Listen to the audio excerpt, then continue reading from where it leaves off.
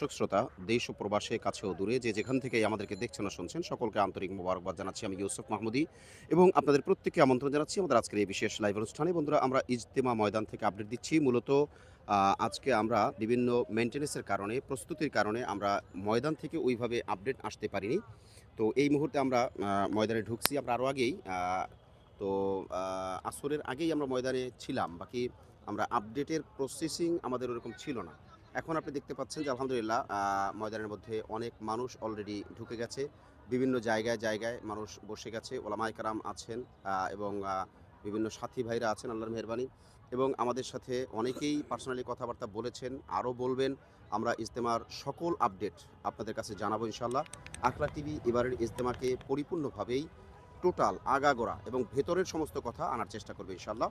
আমরা এখন অনেকের থেকেই ইনশাআল্লাহ আস্তে আস্তে আমরা কথাবার্তা শুনবো। বাকি আপনারা দেখতে পাচ্ছেন যে আমরা যদি একটু বড় করে দেখাই, যেহেতু এটা লেন্সের কারণে আমরা বড় করে দেখাইলে অনেক ভাইরা অলরেডি চলে আসছে, প্রসেসিংয়ের কাজ চলতেছে। তো সেই হিসেবে আলহামদুলিল্লাহ আমরা আস্তে আস্তে আরও দেখবো, জানবো, শুনবো ইনশাআল্লাহ। হয়েছে ওটা বড় মাইক্রোফোন আনো না, এটাই তো নিয়ে আসো, ওনাকে সামনে নিয়ে আসো। জি, এইদিকে এইদিকে এইদিকে জি।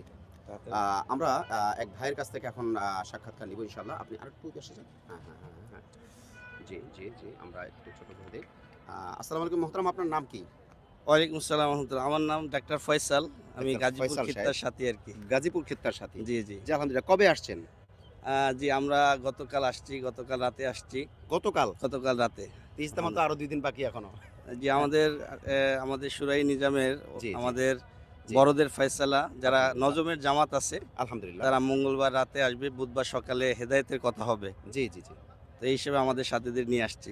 মাশাআল্লাহ মাশাআল্লাহ। তো আপনি এখন বর্তমান হালাত কি? আপনি এখান থেকে কি বলবেন জাতির উদ্দেশ্যে? যেহেতু আমরা লাইভে আছি আকলা টিভির পক্ষ থেকে, সেই হিসেবে আলহামদুলিল্লাহ, আপনি বলেন। আসলে আমাদের বহু দিনের প্রতীক্ষা ছিল যে ইজতেমাটা 2 পর্বে করে হবে। জি। আমাদের যেহেতু পুরো বিশ্ব ইজতেমায় সারা বাংলাদেশ থেকে মানুষজন 2 আসে। পর্বে বলতে 2 পর্বে, আলমী শুরার আলমী ইজতেমাটাই শুরার 2 ভাগে? আলমী শুরার ইজতেমাটাই 2 ভাগে 2 বা ভাগে 2 হবে। পর্বে? 2 পর্বে মানে হবে। সমস্ত জেলা একসাথে নেওয়া যাচ্ছে না? সমস্ত জেলা একসাথে জি জায়গা হচ্ছে না, জি খুব জি জি কনজেস্টেড হয়ে যায়, জায়গা আটকে যায়, জি সাথীদের খুব কষ্ট হয়। জি তো এই হিসেবে এবার বড়দের যে ফয়সালা হয়েছে 2 পর্বে হবে। জি 42 জেলা প্রথম পর্বে, 22 জেলা শেষের পর্বে। জি এই হিসেবে আলহামদুলিল্লাহ আমরা এখানে জি মোটামুটি একটু স্পেস পেয়েছি এবং জি সাথীরা খুব আসানির সাথে, আফিয়াতের সাথে আসতে পারতেছে। হ্যাঁ, সবাই জায়গা নিচ্ছে। আগামীকাল ইনশাল্লাহ আমল আলহামদুলিল্লাহ শুরু হবে। আলহামদুলিল্লাহ। আগামীকাল ফজরের পর থেকে তো আমল শুরু ফজরের পর হবে। থেকে বয়ান শুরু হবে। এছাড়া যে সকল ভাইরা আমরা দেখছি গতকালকেও অনেকে চলে আসছেন, যারা আগে চলে আসছেন তারা মানে ময়দানের আমল যেটা রুটিন ওয়ার্ক আমল যেটা, ওই আমলের বাইরেও তো নিজেরাও আমলের ব্যস্ত আছেন। হ্যাঁ, সাথীরা বিভিন্ন আমলে ব্যস্ত আছেন। জি প্রত্যেকের আপন আপন খুঁটিতে নিজেরা জামাতের সাথে নামাজ পড়তেছেন, মোজাকারা করতেছেন। জি, আজকে যে হেদায়েতের কথা হয়েছে এগুলো আপোষে মোজাকারা করছেন সবাই। মাশাআল্লাহ এবং মাশাআল্লাহ সাথীরা খুব আলহামদুলিল্লাহ। খুশি, এবার জায়গা অনেক বেশি পেয়েছেন। জি জি জি, হ্যাঁ, এবং তাদের কাঙ্ক্ষিত যারা সাথী আছে তাদেরকেও জায়গা দিতে পারতেছেন বলে। মানে আপনি তাহলে বলতে চাচ্ছেন যে সবগুলো জেলা যদি একসাথে হয় তাহলে কনজাস্টেড হয়ে যায়, চাপাচাপি হয় বেশি, মানুষের জন্য অনেক বেশি কষ্টের চাপাচাপি হয়, কারণ অনেক হয়। বেশি চাপাচাপি হয় জি এবং জি মানে মনোযোগের সাথে সাথীরা আমল করতে পারে না। জি জি জি এবার আশা করতেছি সাথীরা খুব ইতমিনানের সাথে থাকবে এবং মনোযোগের সাথে আমল করবে জি এবং জি। আমাদের বড়দের কথাগুলো, হেদায়েতি কথা এগুলো শুনতে পারবে। তো হযরত এইবার যে আলমী শুরার ইজতেমা 2 ভাগে হচ্ছে, এটা তো আপনার 2 তারিখে যে মোনাজাতটা হচ্ছে, জি এরপরে 3 তারিখে আবার নতুন একটা ইজতেমা, তার মানে জি, কোনো মানে ধরুন নতুন পর্বটা বা নতুন ভাগটা, তো এখানে কিন্তু মাঝখানে কোনো গ্যাপ হচ্ছে না। গ্যাপ তো এই হচ্ছে। ক্ষেত্রে সবাই মাঠ থেকে বের হয়ে আবার ওনারা ইন করা, এটা কোনো এই জন্য আমাদের কষ্ট বড়, হবে কিনা? হ্যাঁ, এটা এই চিন্তা করে আমাদের বড়রা ফয়সালা করছেন যে রবিবার ফজরের পরে জি ইজতেমাইভাবে নাস্তা হবে না। সবাই ফজরের পরে অল্প সময় হেদায়েতের কথা হবে, এরপরে সবাই দোয়া করে ও চলে যাবে, যাতে করে সোমবার থেকে যে ইজতেমা শুরু হবে জি, রবিবার বিকালের মধ্যে সবাই সহজে ঢুকতে পারে মাঠের মধ্যে। তার মানে আপনি বলতে চাচ্ছেন অন্যান্যবার যেভাবে ফজরের পরে ইজতেমায় নাস্তা হতো, এরপরে হেদায়েতি বয়ান একটু লম্বা হতো, মোনাজাত একটু লম্বা হতো, জি সমস্ত কার্যক্রমগুলো একটু বড় পরিসরে হতো, জি জি, সেটা এবার ছোট করবেন। ছোট করবেন কারণ হলো যাতে সবাই তাড়াতাড়ি বের হয়ে যেতে হ্যাঁ পারে এবং পরের আসা ইজতেমা যাওয়াটা সহজ হয় সবার। জি জি জি জি হ্যাঁ, ইন আউট কারণ বিষয় যেটা আছে, দোয়ার জি, পরে যে একটা রাস্তার মধ্যে খুব একটা চাপ পড়ে। চাপ পড়ে, এই জি। চাপটা যাতে কমে যায় এইজন্য আরকি আমাদের বড় এটা ফয়সালা করছেন। মাশাআল্লাহ, মাশাআল্লাহ। তাহলে এবার ইনশাআল্লাহ আমরা এই মেসেজের মাধ্যমে আখলাক টিভি যেহেতু লাইভ করতেছে এবং আখলাক টিভি মুহূর্তে, মুহূর্তে আপডেট দিচ্ছে, দিবে। সেই হিসেবে আমরা তো এই মেসেজটা আপনার পক্ষ থেকে অর্থাৎ ওলামা কেরামের পক্ষ থেকে আপনি যেটা আমাদেরকে বলছেন সেভাবে আমরা তুলে ধরতে পারি যে এবছর ইনশাআল্লাহ ইজতেমা শেষ হওয়ার সাথে, সাথে অর্থাৎ ১ম পর্বটা ২ তারিখের মোনাজাত হয়ে যাওয়ার পরেই নিজ দায়িত্বে যত তাড়াতাড়ি চলে যাওয়া যায়। নিজ দায়িত্বে যত তাড়াতাড়ি চলে যাওয়া জি, যায় জি, এবং অন্যান্য ভাইরা যারা আছেন অর্থাৎ পরের পর্বে যে জেলাগুলো আসবেন ওনারা যাতে আবার সুন্দর মতো ঢুকতে পারেন সেই সুযোগ আমরা করে জি, দিব ইনশাআল্লাহ। জি তো ইনশাআল্লাহ। আপনি জানেন যে আসলে এই যে আমাদের সাঁতপন্থী ভাই যারা আছেন ওনাদের ইজতেমা করার কথা আছে। ওইটা সরকারি পারমিশনের ব্যাপার, ওইটা আলাপ আলোচনার ব্যাপার। ওনারা বিভিন্নভাবে প্রচার করতেছেন। তো এটার ব্যাপারে আপনার বক্তব্য বা মন্তব্য কি? আসলে আমার মন্তব্য যেটা এটা সমস্ত ওলামা একরাম সারা দুনিয়ার জমহুর ওলামা একরাম বিশ্ব বরেণ্য এবং যারা মুহাক্কিক ওলামা একরাম ঐক্যমতের ভিত্তিতে যেটা আমরা জানতে পেরেছি যে আসলে তাদের ইজতেমা যেটা হয় এটা তো আসলে প্রকৃতপক্ষে ইজতেমা না। জি, কারণ গোমরাহির কোনো ইজতেমা হতে পারে না। ইজতেমা তো হকের ইজতেমা হয় এটাই আমরা জানি। আর আমাদের এই যে শুরাই নিজামের যে ইজতেমা হচ্ছে এটা হকের ইজতেমা। সমস্ত ওলামা একরাম ঐক্যমতের ভিত্তিতে এটা ইজতেমা। কেন গোমরা বলছেন? গোমরা তো আসলে আমি বলি না, মানে এটা সরি ওলামা বিষয়টা একরাম বলেন। জি, হযরত আমি আপনার কাছ থেকে একটু জি, ক্লিয়ার জি, করি বিষয়টা। জি, এই জি, ব্যাপারে তো আমিও অনেক কথা বলতেছি, জি, বলব। জি, জি, জি, বাকি আপনি একজন আলেম হিসেবে সাধারণ মানুষের অনেকেরই প্রশ্ন এটা থাকতে পারে ওনারা কেন গোমরা? এই কেনটা তো আপনি ভালো আমি বলতে তো পারবেন। আসলে আলেম আপনার না, আমি একজন সাধারণ মানুষ, জি, আমি পেশায় ডাক্তার। জি, বাকি মুহাক্কিক বড় বড় ওলামা একরামের কাছে বিভিন্ন সময় গিয়েছি, জি, বিভিন্ন সেমিনার, বিভিন্ন সমাবেশেও গিয়েছি এবং জি, দেখতে পেরেছি যে দিনের বিভিন্ন লাইনে বিভিন্ন প্ল্যাটফর্মে ওলামা একরাম বিভিন্ন মেহনত করেন। জি, কিন্তু এই ইস্যুতে অর্থাৎ নিজামুদ্দিন অনুসারী এবং সাতপন্থী যারা জি, যারা আছেন জি, তারা বর্তমান যে মতাদর্শ নিয়ে চলেন তাদের এই মতাদর্শটা হচ্ছে গোমরাহির মতাদর্শ। জি, এই জি, মতের ভিত্তিতে সমস্ত ময়দানের ওলামা একরাম, জি, যেমন ধরেন খানকার ওলামা একরাম, জি, সিয়াসাতের ওলামা একরাম, জি, তালিমের ওলামা একরাম, জি, এরপরে তবলিগের ওলামা একরাম, জি, সমস্ত ওলামা একরাম এক প্ল্যাটফর্মে এক হয়ে ঘোষণা দিচ্ছেন যে না, তার মতাদর্শ হচ্ছে গোমরাহি মতাদর্শ জি, এবং তাকে যারা অনুসরণ করে তারাও গোমরাহির মধ্যে আছেন। এই হিসেবে ওই ইজতেমাটাকে আমরা হকের ইজতেমা মনে করি না। জি, যদিও জি, তারা সরকারকে বিভিন্ন সময় বিভিন্নভাবে বিভিন্ন রকমের চাপে ফেলে একটা জি, সিদ্ধান্ত তৈরি করেন জি, ইজতেমার, জি, কিন্তু আমরা আসলে ইজতেমাটাকে ইজতেমা মনে করি না এবং আমাদের আপামর জনগণ সাধারণ মানুষও জি, এটা এখন বুঝতে পেরেছে, যেহেতু এই বিগত কয়েক মাস আগে গত মাসে জি, 18 ডিসেম্বর তারা সন্ত্রাসী কায়দায় আমাদের নির্মম সাথীদেরকে ঘুমন্ত অবস্থায় রাত্র জি, ৩টার সময় জি, তারা এরকম আহত করছে, নিহত করছে, জি, হ্যাঁ, আক্রমণ করছে। তো জি। সবাই জেনে গেছে যে আসলে তারা একটা সন্ত্রাসী গ্রুপ, এটা তাদের কোনো মানে হকের কোনো মেহনত না। মাশাআল্লাহ, মাশাআল্লাহ আপনি চমৎকার ব্যাখ্যা করেছেন। অর্থাৎ আলেমদের কথাগুলোকেই আপনি রিপিট করলেন। জি, জি, আমি এটা তার মানে আলেমদের কথা, এটা আমার কথা না, জি, এটা জি, দারুল উলুম দেওবন্দের কথা, জি, বিশ্বের যারা বড় আলেম জি, জি, তাদেরও কথা এটা, জি, যে জি, আসলে তারা গোমরাহির পথে হাঁটতেছেন, জি, গোমরাহ করতেছেন, মতাদর্শ প্রতিষ্ঠা করার চেষ্টা করতেছেন। জি, জি, জি, যে কারণে আমরা হ্যাঁ, তাদেরকে সমর্থন করতে জি, পারি না। এখানে তো আরেকটা কথা বলা দরকার যে আপনি একজন প্রবীণ সাথী ভাই বা অনেকদিন ধরে আপনি তাবলীগের সাথে জড়িত আছেন। আপনি একজন মজবুত সাথী। সেই হিসেবে মূলত ওনাদের কাজটা যদি হক হইতো তাহলে আপনি কি মনে করেন মানে আলেমরা কিন্তু হক কোনো কাজের বিরোধিতা করে না। তো ওনাদের কাজটা যদি হক হইতো তাহলে কি কোনো আলেম বিরোধিতা করতে পারতেন? কখনোই করতেন না, কারণ আমি একটা হাদিস শুনছি যে রাসূলুল্লাহ সাল্লাল্লাহু আলাইহি সাল্লাম বলছেন যে সাল্লাল্লাহু আলাইহি ওয়াসাল্লাম। গোমরাহির ব্যাপারে আমার উম্মত কখনো এক হবে না, গোমরাহির ব্যাপারে আমার উম্মত মাশাআল্লাহ, কখনো, মাশাআল্লাহ। আমার ওলামা একরাম উম্মতের ওলামা একরাম কখনো একমত পোষণ করবেন না। জি, জি, জি, তাদের গোমরাহির ব্যাপারে সমস্ত ওলামা একরাম জি, একমত হয়ে গেছেন যে তারা গোমরাহ। জি, জি, কাজেই জি, জি, আমরা তো হক যেটা কোরআন সুন্নাহ যেটা বলবো এটাই হক, এটাই আমরা জানি। জি, জি, তো জি, কোরআন সুন্নাহ তো ওলামা একরামের কাছেই আছে। আলহামদুলিল্লাহ। আপনি একটা হাদিসের কথাকে খুব মজবুত করে বললেন যে জি, আসলে আ এই উম্মত, এই উম্মতের ওলামায়ে কেরাম কখনোই সকলে মিলেই গোমরাহ হয়ে যাবে না বা জি, সকলেই একসাথে গোমরাহিকে সাপোর্ট করবে না, সাপোর্ট করবে না, সমর্থন জি, করবেন না। সমর্থন করবে না। জাযাকুমুল্লাহ আলহামদুলিল্লাহ। আল্লাহ পাক আপনাকে উত্তম বারাকা দান করুন। আমরা এই হযরতের কাছে যাই। হযরতের কাছে একটু মাইকটা দাও। আ আসসালামু আলাইকুম। ওয়ালাইকুম আসসালাম। মোহতারাম আপনার পরিচয়টা কি? আমার নাম মোহাম্মদ সুলাইমান ভুইয়া, মোহাম্মদ সুলাইমান জি। ভূঁইয়া। আপনি কোন জায়গা থেকে আসছেন? উপজেলা কালীগঞ্জ, উপজেলা গাজীপুর। কালীগঞ্জ। কবে আসছেন? আসছি আমরা গতকালকে রাত্রে। গতকালকে আসছেন। জি। আলহামদুলিল্লাহ, সুম্মা আলহামদুলিল্লাহ। এবারের ইজতেমা সম্পর্কে আপনার মতামত কি? এবারে ইজতেমা সম্পর্কে এটা আমাদের একটা মানে চ্যালেঞ্জের মানে ইজতেমা, যেহেতু ওলামায়ে কেরামদের মাদ্রাসাগুলি সব ছাত্রদের মাদ্রাসাগুলি মোটামুটি পরীক্ষা সামনে, জি জি এই হিসাবে তারা এতদিন পর্যন্ত বলছে যে শুধু ছাত্র দিয়ে তারা মাঠ পুরা করে, জি জি জি ছাত্ররাই শুধু জমা হয়। আমাদের জি, মাত্র 10% পুরানো সাথী আছে, তবলিগের সাথী। জি জি জি তো এই হিসাবে আমাদের এবার আশা, জি আমাদের সবই পুরানোর সাথী, সবই আমাদের তবলিগের সাথী। মাশাআল্লাহ আরেকটা জিনিস হলো, তারা যে জিনিসটা বলতেছিল এতদিন পর্যন্ত যে সুরাই নাজহামিরা ঠিক হবে না, জি হ্যাঁ, তাদের একজন আমির থাকা দরকার, জি এটা আমির থাকতে হবে, জি আমির ছাড়া তবলিগ হইতে পারে না, জি আমির ছাড়া মুসলমান থাকতে পারে না। জি তো আমার একটা প্রশ্ন হলো জি যে এই 15 সাল থেকে 95 থেকে জি হজরতির শেষ সফর ছিল সৌদি আরবের এবং পাশের 4 মহাদেশের মধ্যে। জি আমি তখন মদিনা শরীফ ছিলাম, জি ওনার হাতে আমরা মুসাফা করে আমরা বিদেশ সফরও করছি, জি জর্ডান সফর করেছি। তো ওই সময় উনি শেষ সফর করে দেশে ফিরলেন, তার আগে উনি জামাত বানালেন, সুরাই নিজাম বানালেন, জি জি হ্যাঁ, 10 জনকে দিয়া আলমী সুরা বানালেন। জি আর সেই আলমী সুরাতে এই 2017 সাল পর্যন্ত জি ওই আলমী সুরাতে চলছে। জি জি জি ওয়ালাইকুম আসসালাম তো আলমী সুরাতে 2017 সাল চলছে, 95 থেকে জি। শুরু করে। জি জি জি তো যে এই 21 বছর, জি এই 21 বছর সুরাই নাজামে চললো। জি এই 7 সাবা সুরার মধ্যে একজন ছিলেন। জি তো এই 7 সুরার মধ্যে একজন ছিলেন। তো এই 21 বছর সুরাই নাজামে চলছে, জি তো তখন ওদের আমির কে ছিল?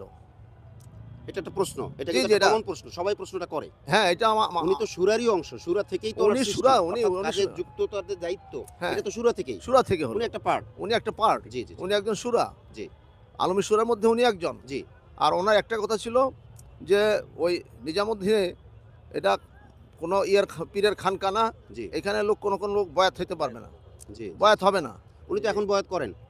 ওইটাই বলতেছি যে উনি উনি সেই জুবাইরুল হাসান জি হজরতের ছেলেকে জি উনি অনুমতি চাইছিলেন বয়াত করার জন্য ওনার ভক্তদের। জি তো উনি বলছেন যে খানকা নিয়ে, নিজামুদ্দিন খানকানা এখানে কোনো লোক করতে পারবে না, জি বয়াত করতে পারবে না, জি এটা তবলিগের মার্কাজ। জি জি তো উনি ওনার এন্তেকালের পরে উনি নিজেই জি মানে বয়াত শুরু করে দিলেন। জি জি এমনকি লোক বাইরে থেকে ধরে ধরে নিয়ে এই বয়াত শুরু করে দিলেন। নিজেই সাক্ষী, আমি ছিলাম এই যে উনি 15 সালে 15 সালে কোথায়? নিজামুদ্দিন। নিজামুদ্দিন ছিলাম আমি, ও হযরত আচ্ছা, আহমদ আচ্ছা। শাহ হুজুরের খেদমতে ছিলাম, জি জি ওনার জি কামরায় ছিলাম সুবহানাল্লাহ।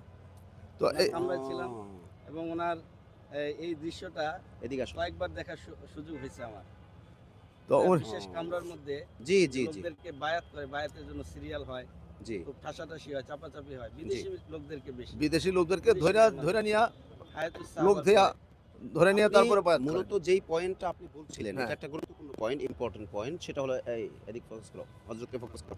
সেটা হলো যে উনি যে সূরার একটা অংশ, জি 10 জনের একজন। 10 জনের তো একজন। যখন সূরা অন্যান্য সদস্যরা ইন্তেকাল করলেন, তখন কিন্তু ওনাকে ওই ফাঁকা জায়গাগুলোকে গ্যাপ পূরণ করতে বলা হয়েছে। ওনাকে উনি সেটা করেন নাই। জি জি জি আমি আপনার কাছ থেকে ব্যাখ্যা চাইতেছি। হ্যাঁ। উনি যেহেতু সেটা করেন নাই আর এখন উনি ইমারত ধরে রাখছেন, জি তাহলে তো এটা বোঝা যায় যে উনি যে গ্যাপটা পূরণ করেন নাই, এটা যে উনি প্ল্যান করেই করেন নাই, সেটা তো এখন প্রমাণ হয়। জি যদি উনি সেটা গ্যাপ পূরণ করতেন তাহলে তো সুরাই চলতো। সুরাই চলতো। আচ্ছা, এখন যদি উনি ছেড়ে দেন তাহলে বোঝা যাবে যে না, উনি এটা পূরণ করার জন্য উনি ওরকম যে ওনার নামে অভিযোগ। অভিযোগ। কিন্তু যেহেতু উনি সুরা গ্যাপগুলো পূরণ করেন নাই জি। এবং এখন উনি ইমারত ধরে রাখছেন, তাহলে জি। বোঝা যায় যে ওই সময় থেকে গ্যাপ পূরণ করেন না, এই জন্যই এই যে জন্য। অন্যান্য সুরা সদস্য যদি ইন্তেকাল করেন তাহলে উনি উনি এককভাবে আমির হয়ে যাবেন। অটো আমির হয়ে এটা যায়, আগে থেকেই প্ল্যান করা প্ল্যান করা। এবং এটাকে আপনি অনুভব করেন আপনারা। জি জি জি আমরা এটা আমার 100%। একটা কথা ছিল, জি জি অবশ্যই অবশ্যই। জি অনুমতি একটু দিবেন। একটু একটু বলেন। জি, সেটা হচ্ছে যে জি। আমাদের মুরব্বী মোহতারাম, জি। সুলাইমান ভাই যেটা বললেন ইসলামের সাহেব, যে জি। 1995 সালে হযরত মাওলানা ইলহাম হাসান সাহেব রহমতুল্লাহ ইন্তেকাল হয়। জি ইন্তেকালের পরে 2014 পর্যন্ত মামা জুবাইর হাসান রহমতুল্লাহ ওনার ইন্তেকাল হয় 2014 এপ্রিলে। জি জি তো এই দীর্ঘ প্রায় মোটামুটি 15 বছর, 21 হ্যাঁ 19 বছরের মতো জি এই সুরাই নিজামী তবলিগের কাজ চলতেছিল। চলতেছিল। জি হ্যাঁ 2014 সালে ওনার ইন্তেকালের পরে একটা ইস্যু এসে দাঁড়ায়, তাহলে সুরা বানানো হোক। জি, হাজী জি, আব্দুল ওয়াহাব সাহেব রহমতুল্লাহ তরফ থেকেও তাকে প্রস্তাব দেওয়া হয়। জি, এটা জি। আমরা ইতিহাস জানি, যারা বড়রা আছেন দেখছেন, জি রাইবেন্ডের ইস্তেমায় সেখানে সে অস্বীকার করে। জি তো তাদের তরফ থেকে একটা কথা বলা হয় যে হযরত মাওলানা আহমদ লাশ সাহেব, হযরত মাওলানা ইয়াকুব সাহেব এবং জি। হযরত মাওলানা ইব্রাহিম দেউলা সাহেব জি ওনারা শুরা হওয়ার জন্য এই চাপটা বারবার দিচ্ছেন। তো আমি নিজে ব্যক্তিগতভাবে হযরত মাওলানা আহমদ লাশ সাহেব হুজুরের খেদমতে ছিলাম। উনি ওনার নিজের ইতিহাস নিজেই আপনার বলতে। নামটা আবার আমার একটু নাম বলুন। Doctor Faisal, doctor Faisal Gazipur. সাহেব। জি মানে এই নামটা আমি তো আগে শুনছি, আবার জি, আমি জি। এখন কেন জিজ্ঞেস করলাম, যেহেতু জি। আমাদের সাথে শত শত মানুষ আছেন, এটা হাজার হাজার মানুষ দেখবে, জি জি ক্ষেত্র বিশেষ লাখ লাখ মানুষ দেখবে। আপনারা জেনে থাকবেন যে জি, জি। আকলাক টিভির লাইভগুলোকে অন্যান্য কোম্পানি, অন্যান্য প্রোডাকশন তারা কপি করে দিয়ে দেয়। আমাদের জি। পক্ষ থেকে অনুমতি কোনো ইয়া জি, নাই, মানে কোনো জি। বাধা নাই।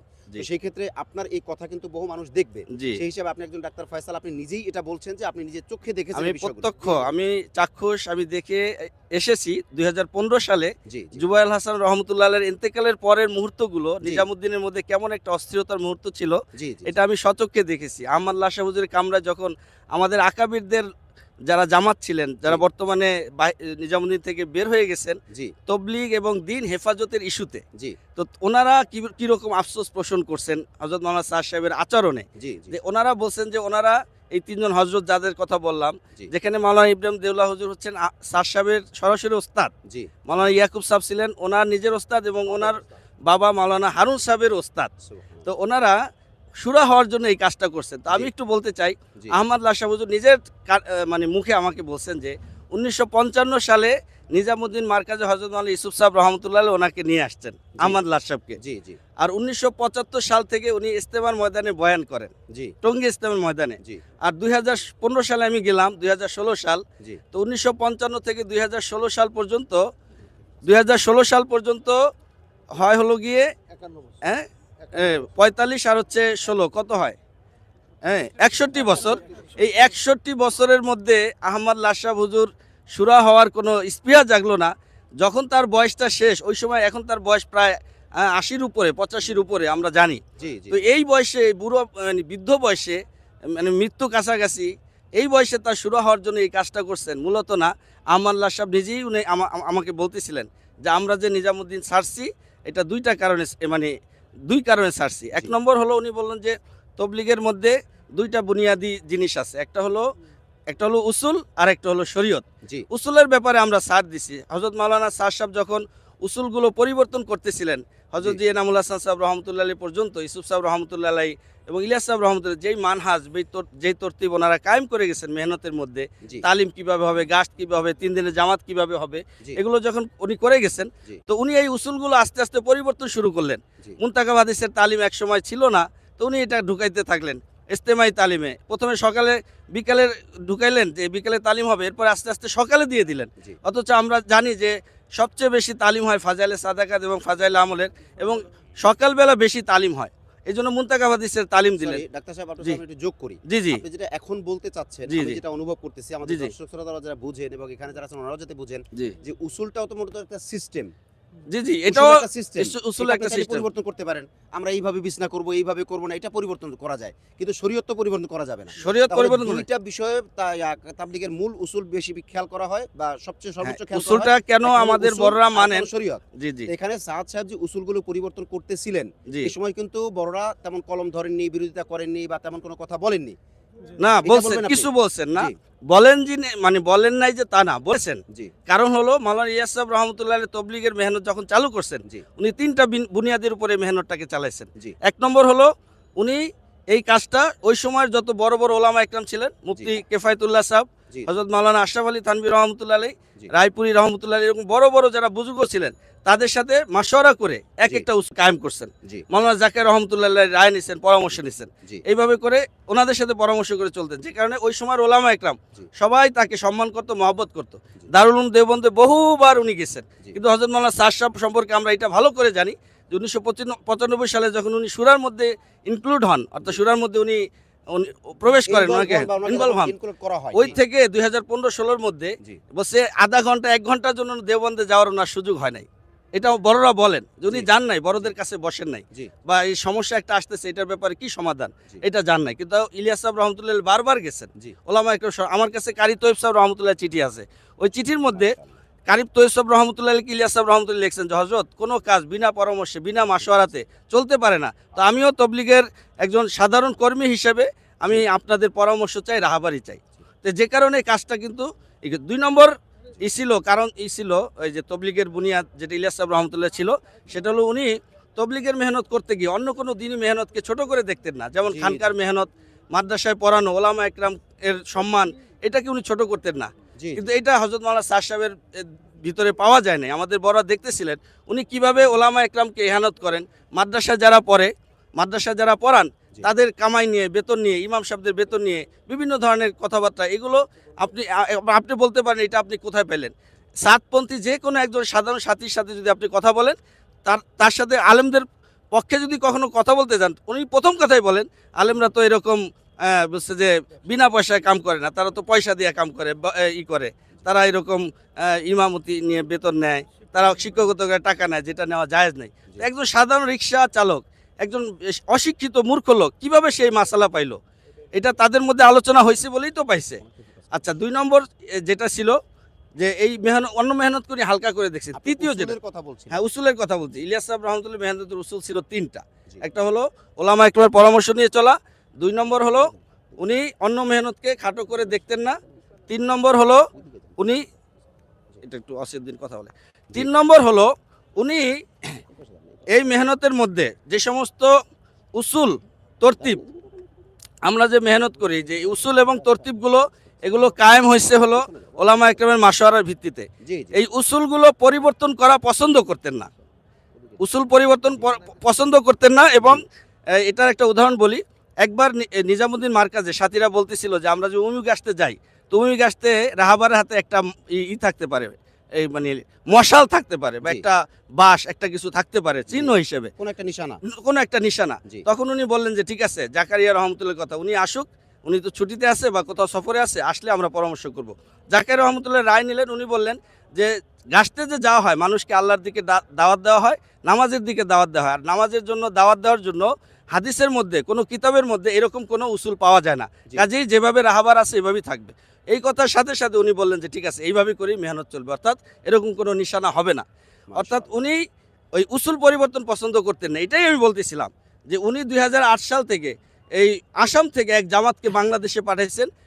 ওনার আসামের জামাত এসে আমি তখন মেডিকেলে পড়তাম, আচ্ছা আচ্ছা। আমাদের জামাতকে ডেকে বলতো যে হযরত মাওলানা সাদ সাহেব আমাদেরকে 5 বার হেদায়েত দিয়েছেন, যাতে মুনতাকাব হাদিসের তালিম প্রত্যেক মসজিদে প্রত্যেক জামাতে চালু হয়, দাওয়াত তালিম ইস্তেকবালের মেহনত চালু হয়। এই মেহনত চালু হলে সারা দুনিয়ার মধ্যে দিন জিন্দা হবে।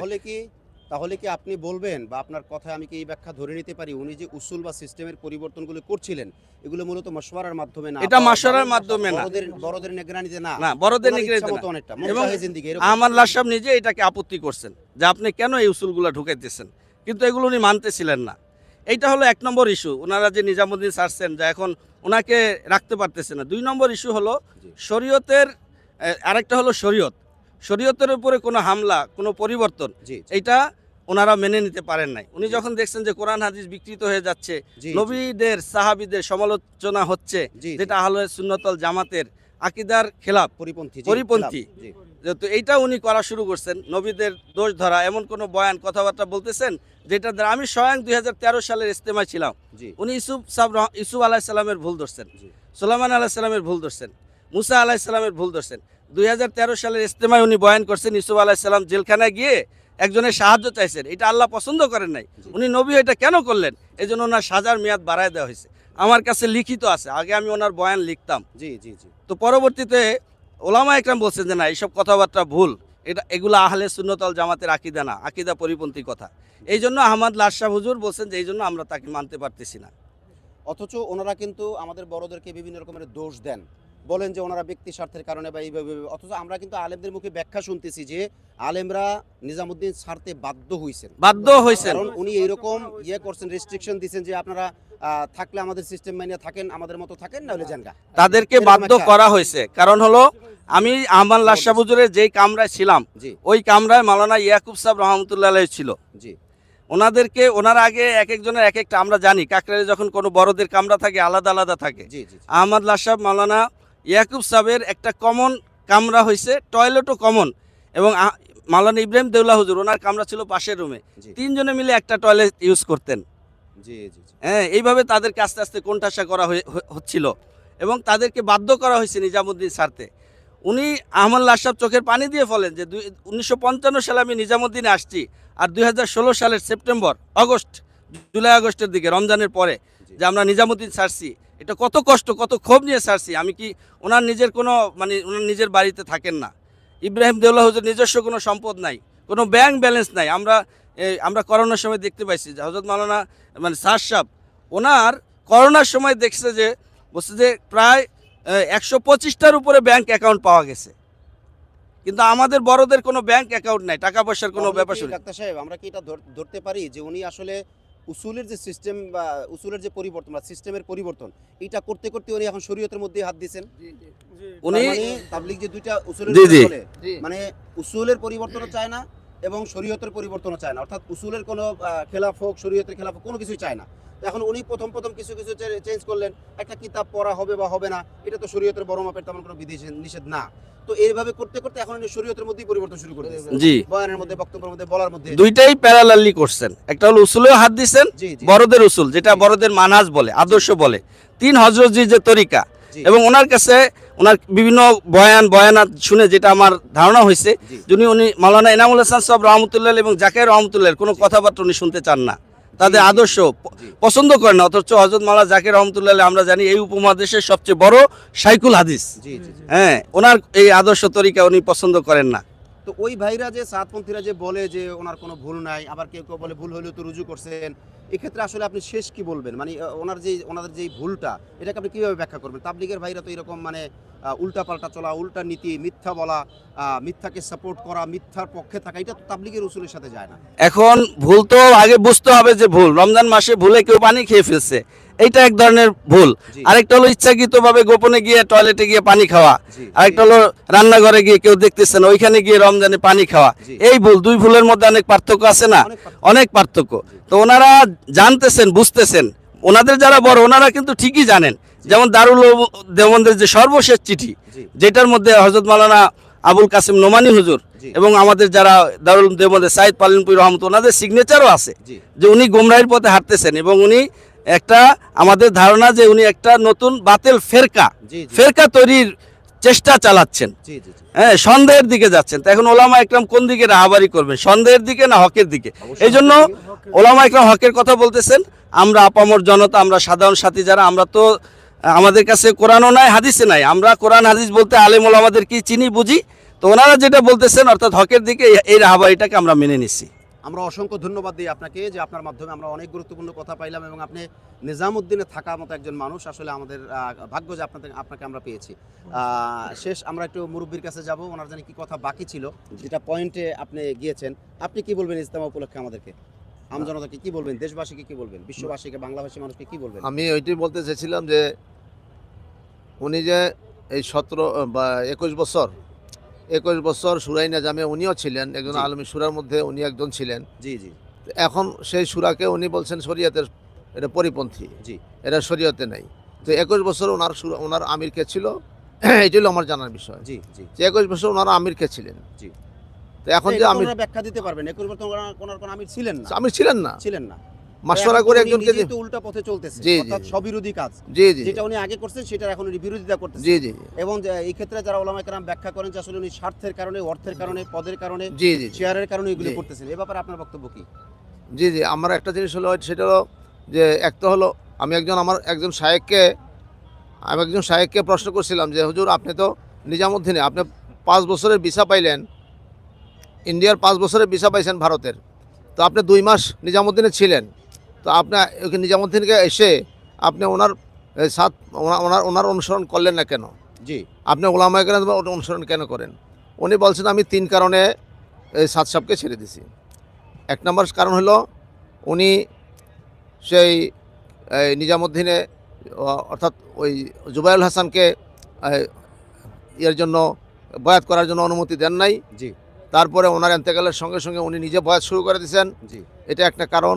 2 নম্বর কারণ হলো যে উনি কি বলে ওই যে আমাদের আকাবিরিন যারা ছিলেন, জি জি ওনার ওস্তাদ, ওনার পিতারও ওস্তাদ, জি তো সেই ওস্তাদদের থেকে দুনিয়াভি কোনো টাকা পয়সার লেনদেনে না, ওনার কাছ থেকে সরে গেছেন। জি আর উনি একটা হলো শরীয়ত পরিপন্থী, যেটা নিজে আমির ঘোষণা দিচ্ছেন।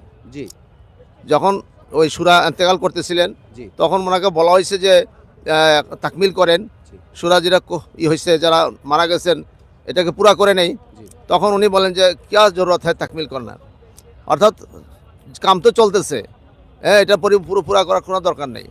আমরাই তো আছি। মানে ওনার ওই সময়ের যে কথাগুলো সেগুলোর বাস্তবায়ন এখনই আমরা দেখতে এখন পাই। আমরা আসলে উনি একক আমির হওয়ার জন্য খামারি হওয়ার জন্য এই প্ল্যান করেছেন। জি জি, আমরা সময় একদম কাছাকাছি। তো এই জন্য এই 3 কারণে বলছে যে আমি ওনাদেরকে ছেড়ে দিছি। জি জি, আমরা আবার ডাক্তার সাহেবের কাছে একটু যাবো যে আসলে আপনি জাতির উদ্দেশ্যে কি বলবেন, যেহেতু আপনার কাছ থেকে আমি যে কথাগুলো শুনেছি আমি অভিভূত। আলেমদের সাক্ষাৎকার নেই, আলেমদের কাছ থেকে অনেক কথা জানি। আমি নিজেও নিজামুদ্দিনে গিয়েছিলাম, যদিও লম্বা সময় দেওয়া হয় না, যে কারণে নিজামুদ্দিনের কারগুজার আমার কাছে ওরকম থাকবে না, কিন্তু আপনাদের কাছ থেকে যে কথাগুলো শুনি এগুলো শোনার পর আসলে মর্মাহত হয়ে যায় যে একজন মানুষ অর্থের জন্য, স্বার্থের জন্য উম্মাকে এইভাবে ভাগ করার কি মানে হয়। তো এবারের ইজতেমা উপলক্ষে এবং ওই ভাইদের জন্য আপনার কোনো মেসেজ থাকলে আপনি বলবেন। আমরা শেষ করবো লাইভ। আমি একটু বলতে চাই, আসলে আমি ছাত্র জীবন থেকে আল্লাহ তাআলা এই কাজের সাথে লাগাইছে। অনেক আমাদের এই তবলিগের মধ্যে যারাই মেহনতের মধ্যে লাগে তারা অনেক কোরবানি করেই লাগে, জানমালের কোরবানি, সময়ের কোরবানি করে এই মেহনতের মধ্যে আসে। তো মাওলানা ইলিয়াস সাহেব রহমতুল্লাহের মানসাই ছিল যে এই মেহনতের মাধ্যমে মানুষ যেন ওলামামুখী হয়, আলেমদের থেকে দিন শিখে দিন নেয়, তাদের কাছে যায়। কিন্তু আজকে তাদের যে ফেতনাটা, এটা আমার কাছে যেটা মনে হইতেছে যে দুনিয়ার যত ফেতনা আছে, মানে ইসলামের নাম দিয়ে যে ফেতনাগুলো চালু হয়, বাতিল ফেতনা, এগুলো শুরু হয় কোরআন এবং হাদিস দিয়ে, এবং এটার বহিঃপ্রকাশ ঘটে ওলামা বিদ্বেষী মনোভাব দিয়ে, আলেমদের প্রতি একটা বিদ্বেষ দিয়ে।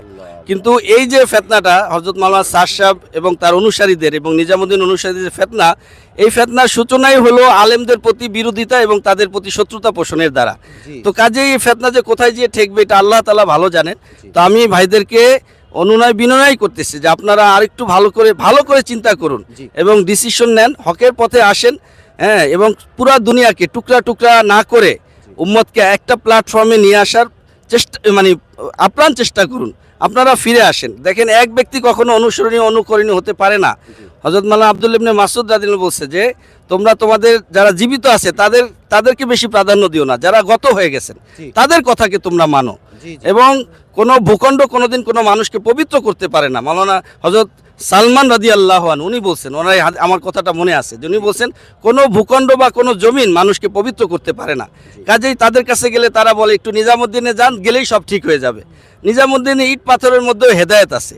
এই সমস্ত গাঁজাখড়ি কথাবার্তা এগুলো শুনে আমাদের মানুষগুলো গোমরা হয়ে যাচ্ছে যে একটা বিল্ডিং বা একটা জমিন কোনোদিন মানুষকে পবিত্র করতে পারে না, মানুষকে শুধুমাত্র তার ঈমান এবং আমলই পবিত্র করতে পারে। এই জন্য ওই আমাদের যে ইজতেমা, এটা ঈমান আমলের ইজতেমা, আমাদের তবলিগ এটা ঈমান আমলেরই তবলিগ। এই হিসেবে তাদের প্রতি আমার আবেদন যে আপনারা হক্কানি ওলামা ইকরামের রাহবারি গ্রহণ করুন। মাওলানা সাদ সাহেব দুনিয়াতে চিরদিন বেঁচে থাকবে না, উনি যদি ইন্তেকাল করেন এরপরে আমরা কাকে মানব? ওনারা যারা মানতে চাচ্ছেন, ওনার ছেলেকে মানবেন, এই ওনার বংশধরদেরকে মানবেন, এটা তো হলো একটা বাতিল ফেরকার একটা অনুসরণ। তো কাজেই কোনো ব্যক্তি কোনোদিন, জীবিত কোনো ব্যক্তি গুমরা হবে না, এই চিন্তা তো কোনোদিন করা যায় না। হ্যাঁ, কারণ সে তো আর নবী না যে তাকে মানতে হবে। হ্যাঁ, সে তো কোনো এরকমই না, নবীও তাকে বলে জানে যে তাকে তুমি মানবা।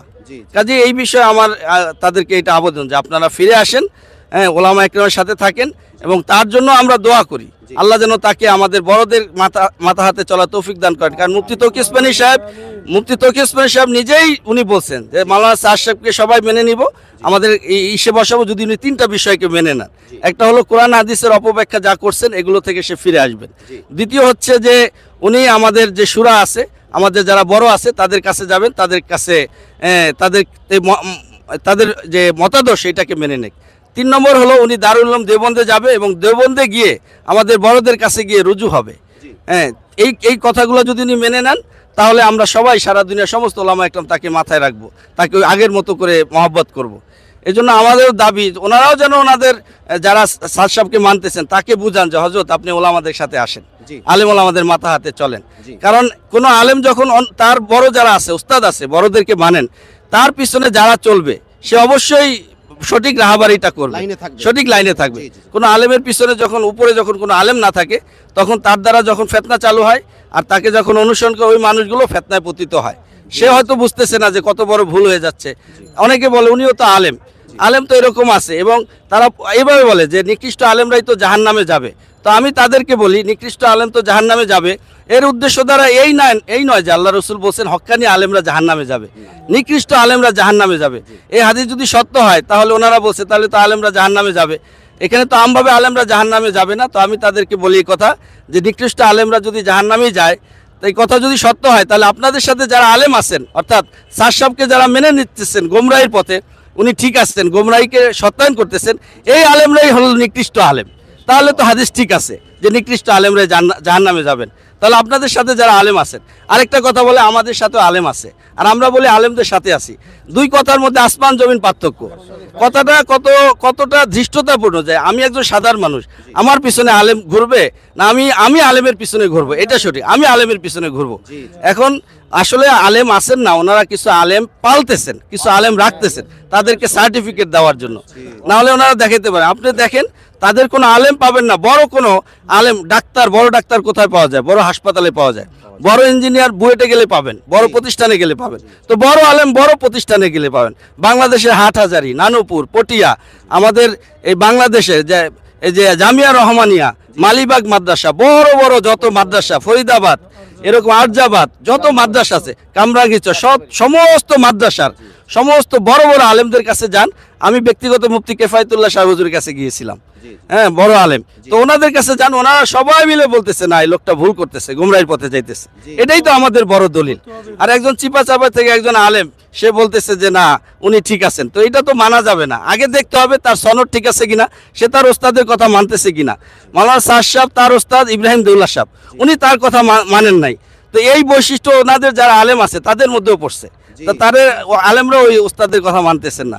এজন্য আমার অনুরোধ, আপনারা মেহেরবানি করে ফিরে আসেন, হকের পক্ষে থাকেন, হক কাজ করেন, তবলিগের কাজ করেন। উম্মতকে টুকরা টুকরা করেন না। সারা দুনিয়ার প্রত্যেকটা এয়ারপোর্টে তবলিগের জামাত চলে, প্রত্যেকটা দেশে এই মেহনত চলতেছে। মানুষ দিন পাচ্ছে এই মেহনতের দ্বারা। এখন এই বাতিল এই ফেরকা চালু করার কারণে মানুষ গোমরাহির পথে হাঁটবে। কারণ বিদেশি মেহমানরা তো অনেক এত কিছু জানে না, তারা জানে তবলিগের কাজটা ভালো। এখন আমার সন্দেহ হয় ভিতরে কোনো চক্রান্ত চলতেছে কিনা, কারণ দুনিয়ার বিভিন্ন আনাচে কানাচে দিন প্রতিষ্ঠার জন্য এই তবলিগের কাজটা একটা বড় মাধ্যম। ইহুদি নাসারা এটা দেখছে, এই জন্য তারা এমন কিছু চালু করে দিল কিনা যে মানুষগুলোকে একটু হতাশার মধ্যে ফেলে দেওয়া যায়, তবলিগ দিয়ে হচ্ছে না। এই জন্য আমার অনুরোধ যে তারা যেন ফিরে আসে। আমাদের বড় এখনও বারবার বলতেছেন ময়দান সবার জন্যই খোলা, হকভাবে আসবে, সবার জন্য এটা ওপেন করে দেওয়া হবে ইনশাআল্লাহ। মাশাআল্লাহ, মাশাআল্লাহ, জাযাকুমুল্লাহ। আল্লাহ পাকের অশেষ নেয়ামত যে আমরা ইজতেমার ময়দানে এসে আকলা টিভি পরিবারের পক্ষ থেকে আমরা আপনাদের কাছ থেকে এভাবে সরাসরি সাক্ষাৎকার পাচ্ছি। আমাদের খুব ভালো লাগতেছে, আল্লাহর মেহেরবানি। কিছুক্ষণ পরেই মাগরিবের নামাজ হবে, আজান হবে, আমরা সবাই নামাজে চলে যাব ইনশাআল্লাহ।